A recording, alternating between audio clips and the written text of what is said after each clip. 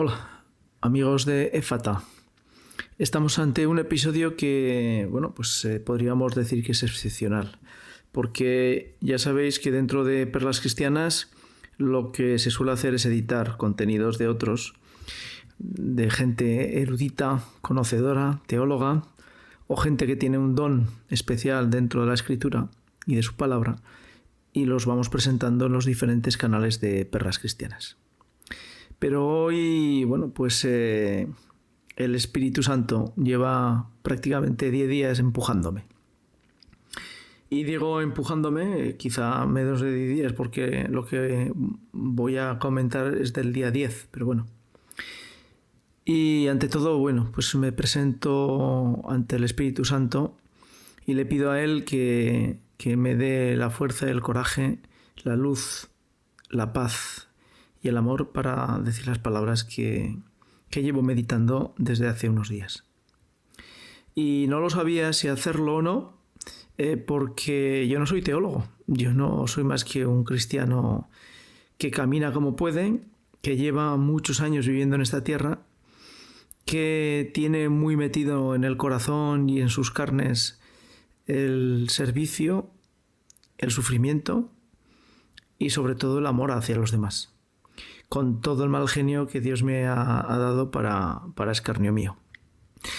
Pero comenzamos poniéndonos ante la presencia del Señor y le pedimos que a mí me ayude a dar palabras de amor y de claridad, y a los que escuchen, que lo escuchen en paz de Dios y que entiendan que estas palabras están dirigidas desde lo más profundo de la oración.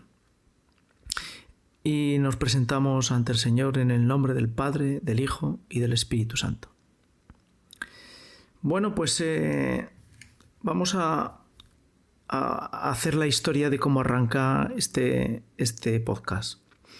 En el día 10 del 10 del 2021, la Iglesia, el domingo, selecciona 3 lecturas, como hace siempre. Y en este caso era una lectura de sabiduría, otra lectura de Hebreos y un evangelio de Marcos. El texto de sabiduría es el 7:11, porque probablemente los que escuchen y tengan una inquietud lo buscarán y lo leerán. Hebreos 4:12-13, y el pasaje de Marcos es el del joven rico, que es 10:17-30. Y lo que me llamó la atención es que en las prédicas que pude escuchar, tanto en internet como en la misa de domingo, pues todos hacían referencia al hecho de la sabiduría y sobre todo de las riquezas, de apartarse de las riquezas. Y a mí me llamó la atención de que, en la lectura que había meditada, que había hecho de estas palabras, mi cabeza había ido por otros lugares. Extrañamente, porque el evangelio del joven rico es un evangelio que lo hemos oído por activa y por pasiva para denunciar cuando nuestra avaricia se pega al dinero y creemos que sin el dinero no podemos hacer nada. Pero me había detenido y había decidido no hacer nada, es decir, no hacer ningún podcast, porque, repito, yo no soy teólogo, ni tengo el conocimiento, ni tengo nada, ni tiempo tampoco, para generar contenidos que tengan un punto de sustancia. Pero hoy a la mañana, y como todos los días, miro mis canales de Telegram cristianos y leo lo que hay, y luego comienzo mis pequeños laudes y mi pequeña oración, porque tampoco, como todos, disponemos de mucho tiempo para estar en presencia de Dios, en la oración, porque en presencia de Dios estamos todo el día con nuestros trabajos y sufrimientos. Y dentro de un grupo me ha llegado un comentario al cual he contestado. Y tras ese comentario me ha llegado otra información de un periódico italiano que se llama Venire, que según parece pues tiene alguna relación con la Conferencia Episcopal Italiana y que venía pues dentro de la audiencia del Papa pues un poco lo que había comentado el Papa en esa audiencia, que era la audiencia del día 13 de octubre del 2021. Y me ha llamado sobremanera lo que el Papa comentó, debe ser en una de las catequesis que realiza en las audiencias generales. Y dice algo así como: el Papa, no hables de la fe como en el pasado, los jóvenes no te entenderán o te entenderían. Estoy leyendo la traducción automática. Avenires con 2 Vs.it. Si alguien está interesado, pues es una página accesible desde internet. No hables de la fe como en el pasado, los jóvenes no te entenderán. Claro, voy a intentar ir paso a paso y si se hace largo, pues lo siento. O sea, tendréis que parar el podcast y decidir no escucharlo. Pero voy a intentar explicarme porque creo que es de interés. No hables de la fe como en el pasado. No sabía yo que la fe tuviera pasado, presente y futuro. Yo he estado siempre dentro de la iglesia buscando esa fe que no tenía tiempo. Los jóvenes no te entenderán. Los jóvenes, Santo Padre, están viviendo en un mundo pagano. En un mundo pagano no se puede entender la fe. Ni se puede explicar la fe a jóvenes que están imbuidos en un mundo totalmente terrenal. Y claro, y el que habla probablemente lo diría de otra manera si no tuviera pues familia, no tuviera 2 hijas y estuviera viviendo día a día su crecimiento no solo corporal, sino en la fe. Y no lo diría si no tuviera alrededor la experiencia, el conocimiento de lo que viven muchos jóvenes, conocidos o amigos o amigas. Y no estoy juzgando, estoy simplemente observando la realidad. Cuando el mundo es pagano, uno no puede creer que puede combatir el mundo intentando tener un diálogo con palabras de psicólogo o de autoayuda para que la gente te escuche y te siga. Pero voy a seguir porque no quiero destripar las conclusiones antes de hacer la tesis. Y el periódico dice: la inculturación del Evangelio respeta a los pueblos, no se impone. Y también se recuerda el aniversario de la elección de Juan Pablo II, porque ayer era el aniversario de Juan Pablo II. Dentro del texto, entre comillas, frases que corresponden al discurso del Papa, a la catequesis, y dice: si pretendiéramos hablar de la fe como se hizo en siglos pasados, correremos el riesgo de que las nuevas generaciones ya no la entiendan. Santo Padre, a mí me han hablado de la fe intemporal, y si no la entendía, eran por 2 razones. Una, porque la Iglesia española durante años me ha ocultado, entre comillas y subrayo, me ha ocultado la verdad del Evangelio, y porque mis pecados me han sepultado, cegándome y haciéndome creer que lo que me estaban contando era la verdad. Si pretendiéramos hablar de la fe como se hizo en siglos pasados, ¿cómo vamos a hablar de la fe más que con el Evangelio, con la palabra de Dios, con la Escritura, con la tradición de la Iglesia, con la liturgia, con la oración, con los sacramentos? Ya sé, Santo Padre, que mis hijas se quedan extrañadas, aun siendo que todavía van a la iglesia, van a misa, de que su padre tenga unas prácticas de piedad muy extrañas. Probablemente yo también lo veía extraño cuando tenía sus años y veía a mi abuelo y a mi madre rezar el rosario. Yo entonces no rezaba el rosario. Hoy rezo el rosario todos los días. No pretendo que los jóvenes entiendan la fe de hoy para mañana. A mí me está costando casi 60 años comenzar a comprender algo. Y no por mi mérito, sino por la gracia y la ayuda del Espíritu Santo. Y sigue leyendo, así se expresó el Papa Francisco en uno de los pasajes centrales de la catequesis del miércoles, día 13 de octubre. No pretendemos, dice el Papa, por lo tanto, tener posesión de la libertad. Hemos recibido un regalo para apreciar. Y es más bien la libertad la que pide a cada uno que esté en un viaje constante, orientado hacia su plenitud. Santo Padre, yo no puedo pensar que alguien que no sabe dónde tiene que ir vaya. La libertad, ese don sagrado que Dios nos ha concedido, es muy complejo de gestionar. No es la libertad que permite generar frutos en abundancia porque en sí misma la libertad es buena. No. Esa plenitud de la que habla está recogida en la palabra de Dios, en la Escritura, pero hace falta una orientación. Es la condición, sigue el Santo Padre, es la condición de los peregrinos, es el estado de los caminantes, es un éxodo continuo, liberados de la esclavitud para caminar hacia la plenitud de la libertad. Pues ese éxodo continuo, evidentemente, es un camino hacia Dios y nos ponemos en marcha hacia Él.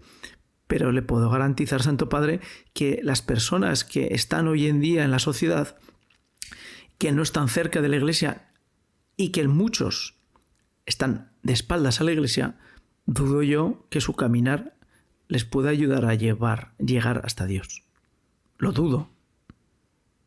Porque entonces, si fuera así, toda la palabra de Dios, todo el pueblo de Israel caminando, todos los cristianos de siglos, todos los mártires, hubieran sido prescindibles, porque hubiéramos podido llegar al mismo objetivo sin necesidad de la Iglesia, sin necesidad de toda esa sangre sacramental dentro de la Iglesia.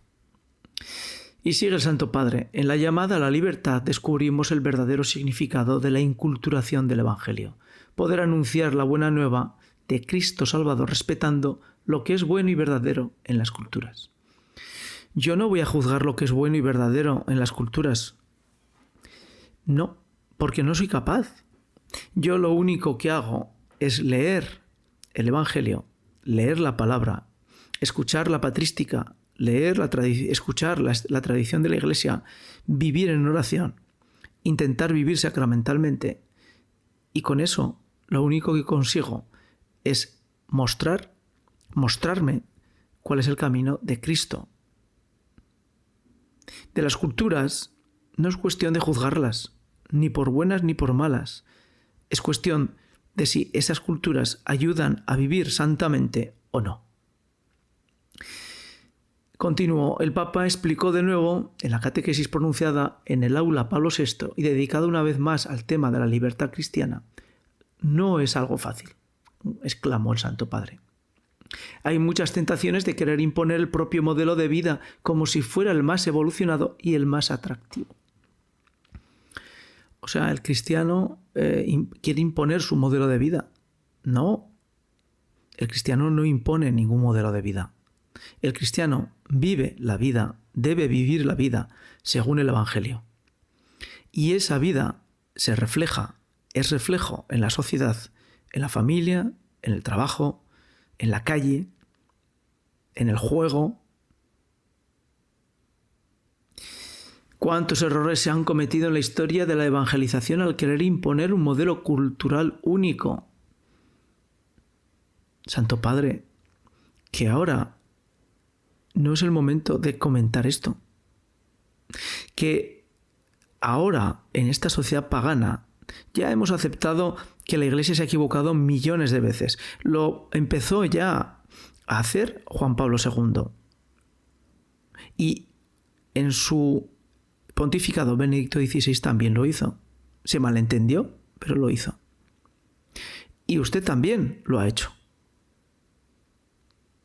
Ya sabemos que la cultura imperante, la civilización anglosajona, ha intentado exponer del cristianismo partes Pero los católicos hemos vivido dentro de la tradición, la fe apostólica y romana.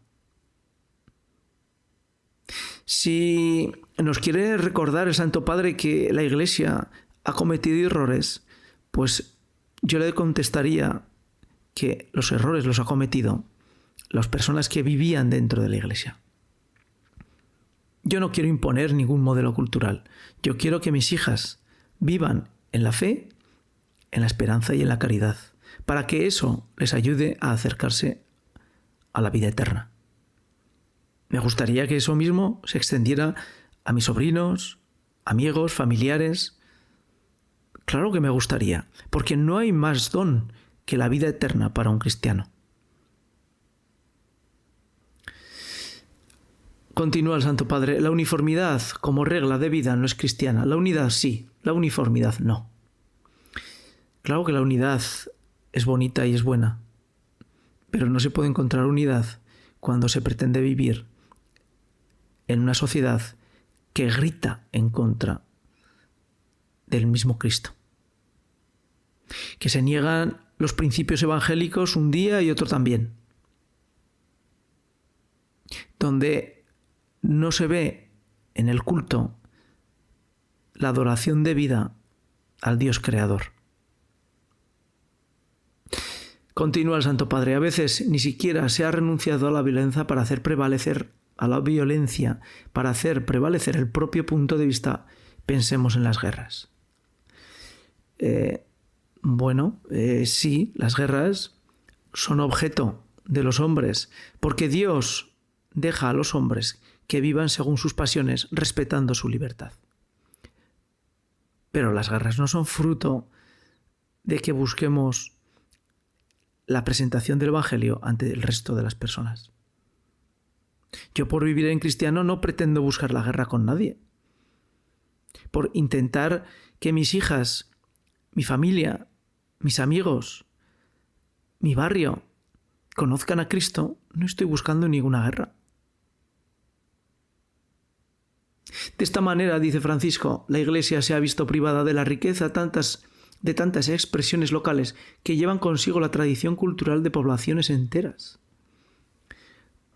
La Iglesia no se ve privada de ninguna riqueza. La Iglesia tiene la mayor riqueza, que es Cristo.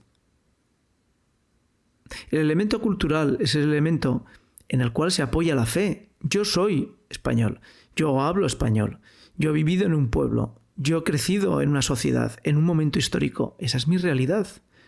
Pero no tiene nada que ver esa realidad con que yo viva mi fe, siga a Cristo y lo siga dentro de la Iglesia.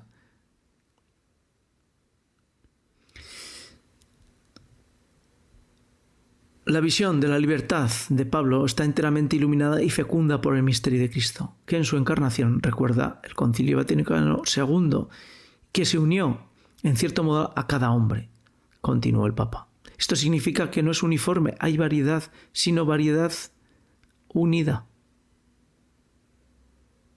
El comentario fuera de lugar. De ahí el deber de respetar el origen cultural de cada persona, insertándolo en su espacio de libertad que no está restringido por ninguna imposición dictada por una sola cultura predominante. Indicación de la ruta a seguir.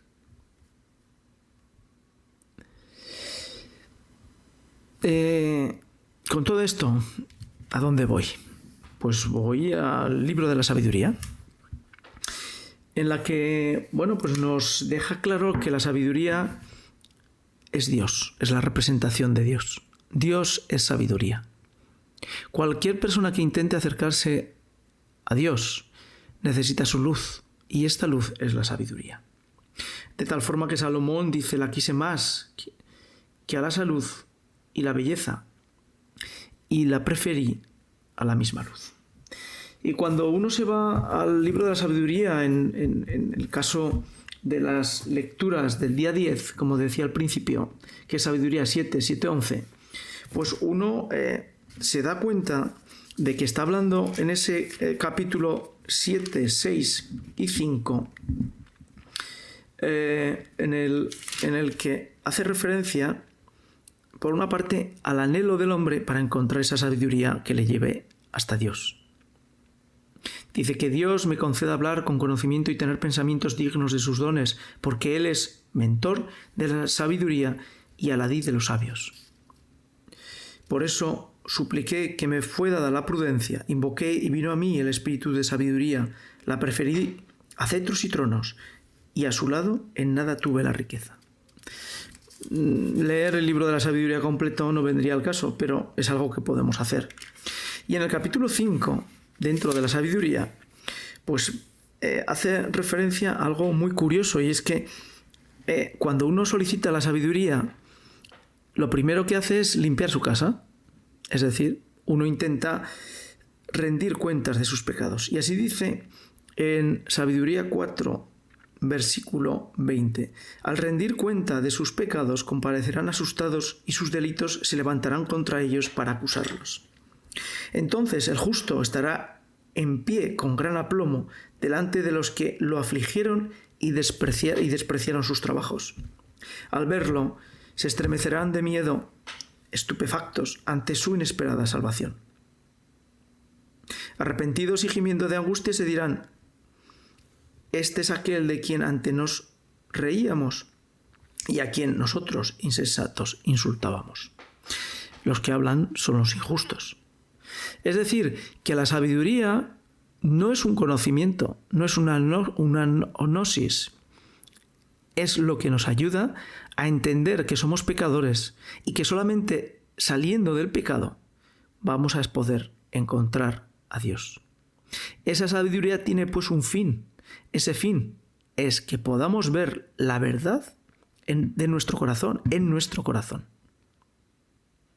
Sin esa sabiduría es imposible que nadie se acerque a Dios. Sin ver la realidad de mis pecados, es imposible que yo pueda ver a Dios.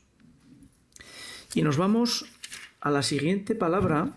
E invito a que leamos el capítulo 5, 6 y 7 de la sabiduría, porque se comprenderá perfectamente cuál es el propósito de lo que estoy hablando ahora. Vamos a Hebreos 4, 12, 13. Y en Hebreos 4, 12, 13, que ya sabemos que no lo escribió San Pablo, sino que probablemente se escribió dentro de las comunidades hebreas que San Pablo compartía, pues en Hebreos 12, 13 podemos encontrar, capítulo 4, Hebreos 12, 13. Nada está oculto para Dios, nos dice. Dice: temamos, no sea que, estando aún en vigor la promesa de entrar en su descanso, alguno de vosotros crea haber perdido la oportunidad. También nosotros hemos recibido la buena noticia, igual que ellos, pero el mensaje que oyeron no les sirvió de nada a quienes no se adhirieron por la fe a los que lo habían escuchado. Así pues, los creyentes entremos en el descanso, de acuerdo con lo dicho. He jurado en mi cólera que no entrarán en mi descanso. Y eso que sus obras estaban terminadas desde la creación del mundo. Acerca del día séptimo, el trabajo que había hecho. En nuestro pasaje añade: no entrarán en mi descanso, puesto que según esto quedan algunos por entrar en él, y los primeros que recibieron la buena noticia no entraron por su rebeldía. Dios señala otro día, hoy, al decir mucho tiempo después por boca de David, lo antes citado: si escucháis hoy su voz, no endurezcáis vuestros corazones. Y dice un poco más adelante en el versículo 12, porque la palabra de Dios es viva y eficaz, más tajante que espada de doble filo. Lo que nos está intentando transmitir San Pablo es que no hay posibilidad de estar con Dios y convivir y vivir fuera de sus mandatos. Si no escuchamos sus mandatos, no podemos entrar en el descanso del Señor. Para hacerlo, a su vez necesitamos la sabiduría que viene de Dios y que es Dios. Pero esa sabiduría solamente la podremos alcanzar en la medida que nos apartemos del pecado. Y ahora vamos con lo prometido, es decir, vamos con el hombre rico, vamos con el pasaje en el que nos relata Marcos la experiencia del joven rico, que es capítulo 10, 17-30, que es el siguiente al matrimonio y al divorcio, y Jesús y los niños, y ahora viene el joven rico. Y en el joven rico me gustaría señalar algunas partes, y que no voy a leer el Evangelio, y si alguien tiene necesidad, pues Marcos 10, 17-30. En primer lugar, el joven rico va corriendo y se arrodilla ante el Señor. Va corriendo y se arrodilla ante el Señor. El joven rico no estaba sentado en una piedra, ve a Jesús y le dice, oye, tú. No, se arrodilla y corre. Corre hacia Él. Corre hacia Él porque tiene necesidad, porque algo le mueve en el interior. Evidentemente ese movimiento es el Espíritu Santo quien le mueve, pero ese movimiento hay un hecho de libertad voluntario que cede y corre ante otra persona. Alguien que estaba criticado ya por los fariseos. Y se pone de rodillas. Yo me pongo de rodillas ante el Señor, la juventud se pone de rodillas ante el Señor, la sociedad se pone de rodillas ante el Señor. Él le dice, tú hombre bueno, y le dice el Señor, yo no soy hombre bueno, solamente Dios. El Hijo de Dios es capaz de decir y recriminar de quien no es bueno, que solamente Dios es bueno. ¿Cuántas veces hemos oído en esta sociedad que ese era un gran hombre y era muy bueno? Todos nos consideramos buenos. La realidad, a la luz de la Escritura, es que todos estamos dotados del pecado original. Todos tenemos el pecado dentro de nuestras acciones, porque somos carne mortal. No aceptar esta realidad es comenzar mal, porque nunca vamos a poder escapar y salir de ella. La humildad es el primer paso para encontrar al Señor. ¿Por qué me llamas bueno? Pues si a ti, Señor, no te llamo bueno,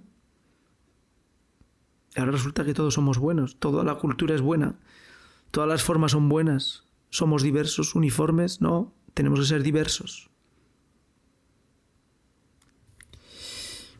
¿Y qué le contesta el Señor? Esto sí que lo voy a leer. Pues el Señor le contesta, el joven rico le pregunta, ¿qué tengo que hacer, Señor, para heredar la vida eterna? El joven rico tenía la inquietud de heredar la vida eterna. Si no se tiene esa inquietud de heredar la vida eterna, ¿qué puñetas vas a encontrar el camino de la salvación? Si tú no tienes ninguna inquietud. Tendrá que ser por obra y gracia del Espíritu Santo que utilice todos tus pecados para llevarte hasta Él. ¿Y eso puede pasar? Sí, claro que puede pasar. A todos nos pasa, nos ha pasado. Y nos pasará. El pecado nos pone enfrente de nuestra maldad, pero en contra tenemos la luz de Dios que nos muestra que eso es pecado. Y entonces le contestó Jesús, ¿por qué me llamas bueno? No hay nadie bueno más que Dios. Dice, ya sabes, los mandamientos, no matarás, no cometerás adulterio, no robarás, no darás falso testimonio, no estafarás, honra a tu padre y a tu madre. Jesús, como en otros pasajes del Evangelio, dice, no he venido a quitar una sola letra de la ley, sino a darle cumplimiento. Pero empieza contestándole al joven rico con los mandamientos. Salgan ustedes a la calle y comiencen a decirle a la gente que cumpla los mandamientos, la ley de Dios, los 10 mandamientos que se les dio al pueblo de Israel para que construyeran una sociedad dentro y plena con Dios. Jesucristo no le dice, ve y sé bueno. No. Jesucristo en ninguna parte del Evangelio dice, te salvarás si eres bueno. No. Ese concepto no existe evangélicamente, ni en la Escritura. Antes bien, Hemos llegado a la derivación de cuando una persona se comporta dentro de los valores del Evangelio, lo hemos llamado bueno. Será un beato, será un santo. Pero Jesucristo en ningún lugar dice, sé bueno. Por lo tanto, lo primero que nos indica al joven rico es, cumple los mandamientos. Y él le dice, todo eso lo he cumplido desde mi juventud. Pues maravilloso, estamos ante una persona virtuosa de verdad, porque yo no puedo decir que haya cumplido los 10 mandamientos desde mi juventud. Probablemente habré cumplido algunos, otros discontinuos y otros nunca. Con lo cual me siento pecador. Me siento pecador en mi historia. Pero desde esa realidad de pecado es la que abrazo al mismo Dios y acepto la muerte de Cristo en la cruz que redime mis pecados. Los de hoy, los de ayer y los de mañana. Una cosa te falta, le contesta Jesús al joven rico. Una cosa te falta, que es negarse, quitar todo lo que uno es y comenzar de cero. No solo debemos entender esta palabra de Jesús con respecto a la riqueza, no, sino con todo aquello que nos supone un objeto que nos limita para acceder a la palabra, a la verdad y a la vida que es Jesús. Cada uno tendrá el suyo. Uno será la riqueza, otro será el orgullo, otro será la soberbia, otras será la lujuria. Cada uno tendrá el suyo. Pero lo que tenemos que tener claro es que tenemos que realizar una acción. No es un problema de inculturación, no es un problema de libertad, no es un problema de hablar de otra manera, no, es un problema de que yo tengo que aceptar que soy un pecador, que hay un juicio personal cuando muero y un juicio universal, y que ese juicio no es más que colocar luz sobre mi oscuridad. Y el mismo Jesús dice, difícil es entrar en el reino de los cielos. No es fácil entrar en el reino de los cielos. Está por en medio el purgatorio, que hoy poca gente hablamos del purgatorio. Y yo os voy a confesar, porque evidentemente cada uno tiene su historia, cada uno de nosotros tenemos nuestra historia. Yo tengo mi historia de fe y de salvación. Y no voy a relatar aquí mi historia de fe y de salvación porque no es el objeto, pero os relato un hecho. Cuando falleció mi mujer, no puedo ocultaros que durante meses y casi años, casi 2 años enteros, mi dolor y mis lágrimas eran superiores a mis días.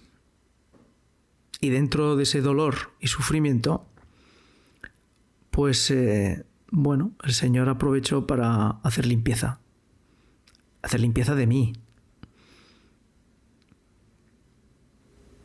Y un día en confesión, al sacerdote le pregunté, y de ahí partimos, ¿el purgatorio existe? Y él me contestó, hijo mío, el purgatorio es un dogma de fe. Podríamos hablar aquí de la cantidad de lugares donde el purgatorio se ve reflejado en la Escritura, en el Antiguo Testamento y en el Nuevo Testamento. Incluso Jesús lo revela y lo dicta y lo marca con claridad. Pero ahora ya han pasado casi 6 años desde que mi mujer falleció y llevo 6 años caminando desde ese momento a la luz de toda esa fuerza que el Espíritu Santo ha introducido en mí para no se sabe qué. Pero desde luego algo de luz sí que me está dando. El purgatorio existe, esa era mi duda. ¿Y qué existe en el purgatorio? Pues existe porque las almas, cuando fallecen en ese juicio personal y como no están limpias, necesitan de ese lugar para purificarse y poder después entrar en la gloria de Dios. Vamos a hacerlo claro. Si yo entro en la gloria de Dios directamente con mis inmundicias, lo que me pueda pasar es que me asuste tanto de mí mismo que salga corriendo de esa gloria de Dios porque no me consideraré digno. ¿Me juzgaré yo? El Señor, que es bueno y sabe que ese horror no lo va a permitir, te deja en un sitio donde puedas ir dando luz a toda tu oscuridad para poder un día entrar en su gloria. Y entrar como hijo de Dios y con la plenitud de hijo de Dios. No vamos a recordar las parábolas donde el padre acoge al hijo como hijo. Y el hijo es recibido con gloria.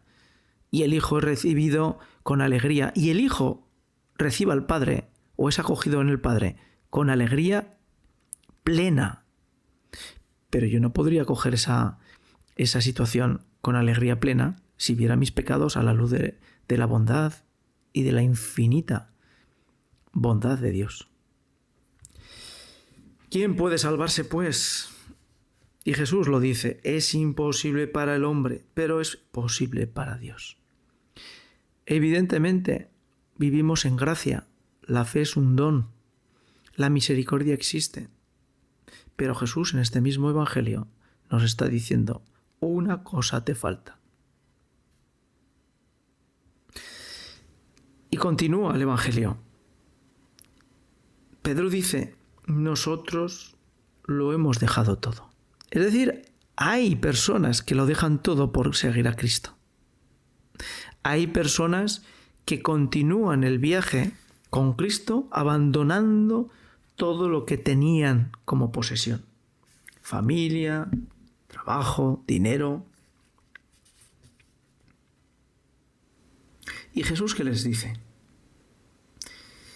Pues les dice, en verdad os digo, que no hay nadie que haya dejado casa, o hermanos, o hermanas, o madre, o padre, o hijos, o tierras, por mí y por el Evangelio, que no reciba ahora, en este tiempo, 100 veces más. Casas, hermanos, hermanas y madres, e hijos y tierras, con persecuciones. Con persecuciones. Con persecuciones. Seguir a Cristo no es un cuento de hadas. Seguir a Cristo es sufrimiento, es estar cerca de la cruz, es aceptar la persecución. No podemos hacer psicología de autoayuda porque estamos deformando el Evangelio, estamos deformando el mensaje de Cristo. Aquí no hay autoayuda. Aquí lo que hay es una verdad revelada, donde Cristo, el Hijo de Dios, muere por nosotros porque somos pecadores y la única forma de redención es esa. Y que podemos participar en esa redención por medio del ofrecimiento de nuestros sacrificios en la cruz. Y cierra este Evangelio. Y en la edad futura tendrán vida eterna. Muchos primeros serán últimos y muchos últimos serán primeros. Entendemos pues que necesitamos poner luz, sabiduría en nuestra vida. Tenemos que correr hacia el Señor y ponernos de rodillas para que el Señor nos hable, para que el Señor nos diga y aceptar lo que nos dice. El Señor es bueno. Solamente Dios es bueno, contesta él.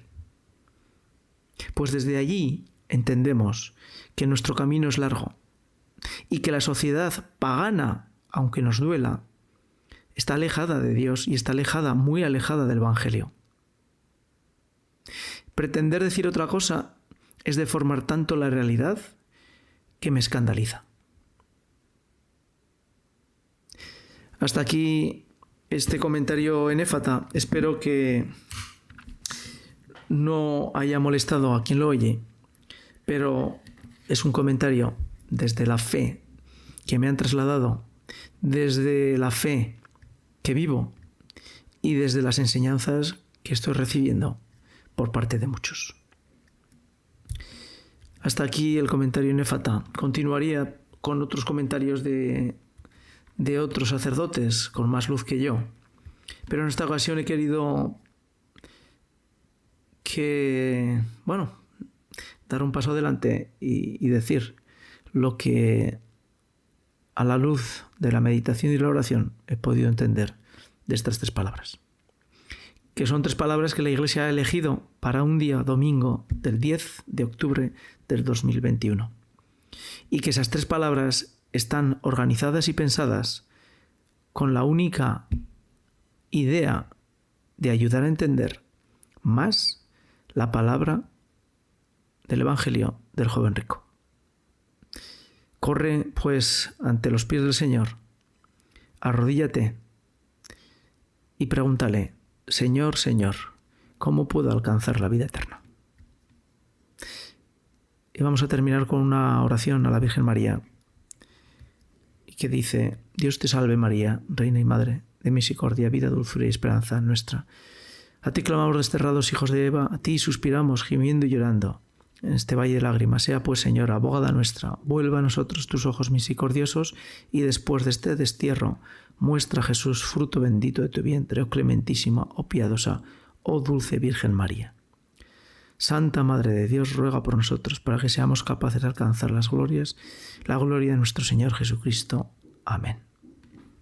Hasta la próxima en Éfata, y caminemos en luz y verdad y esperanza. Que la sabiduría, reflejo de Dios, nos ayuden en todo momento. Chao.